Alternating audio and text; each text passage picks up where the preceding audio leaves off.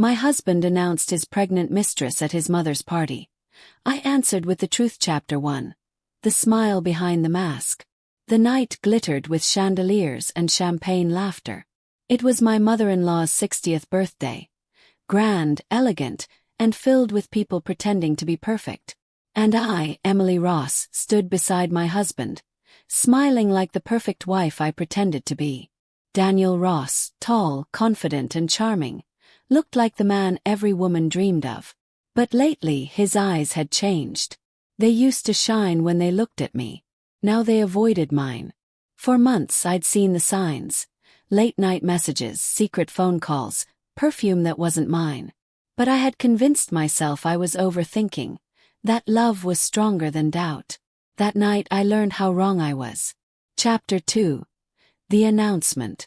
As the clock struck 8, Daniel tapped his glass. "Everyone, may I have your attention?" he said proudly. The room went quiet. His mother smiled, expecting a sweet birthday toast. But instead, Daniel said with a grin, "Tonight isn't just about Mom. It's also about a new beginning in my life." He reached for a young woman's hand. She stepped forward shyly, wearing a silk white dress that couldn't hide the small curve of her belly. And then he said it. "This is Claire, she's pregnant. I'm going to be a father." Silence. A single moment where every sound in the world disappeared, except the thundering of my own heart. Gasp. My mother-in-law froze. Nay. I just stood there, smiling like a statue carved from pain. He had done it. He had destroyed our marriage, my dignity, and my trust, in front of everyone I knew.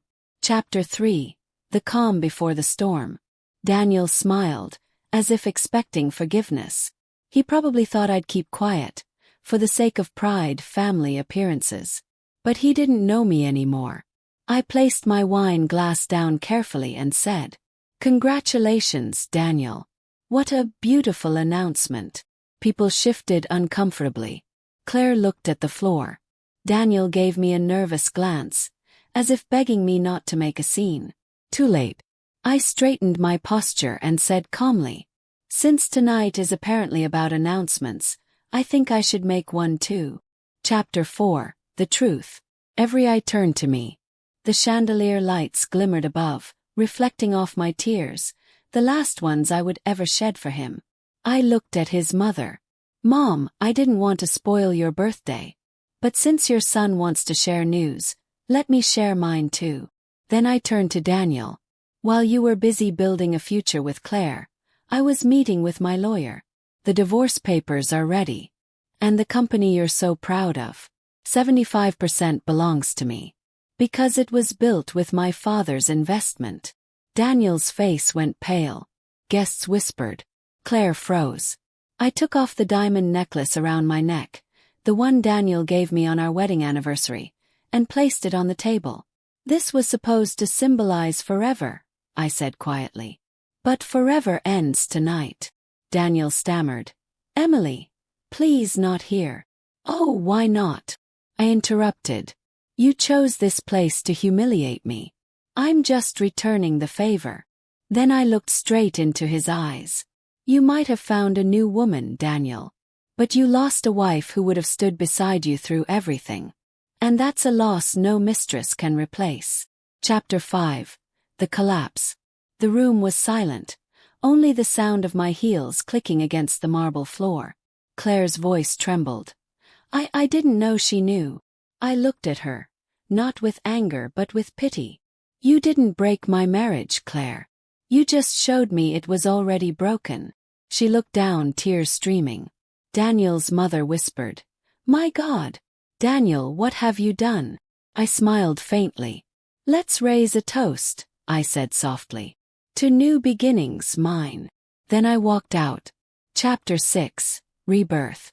The cold night air hit my face as I stepped outside. Felt like freedom. I moved back to my father's house. For weeks I cried. Not for Daniel but for the woman I used to be. Then one morning I looked in the mirror and didn't see a victim anymore. I saw a survivor. I opened my own foundation, ER Foundation, helping women rebuild their lives after betrayal and loss. Every time a broken woman walked into my office, I told her, "You're not weak because you were hurt. You're strong because you survived." Chapter 7. The End or the Beginning. Years later, I heard Daniel's company went bankrupt. Claire left him. He tried to call me once. I didn't answer. Not because I hated him, but because I had moved beyond hate. Standing by my office window, I watched the sunrise and whispered, "Sometimes the truth is the most powerful revenge."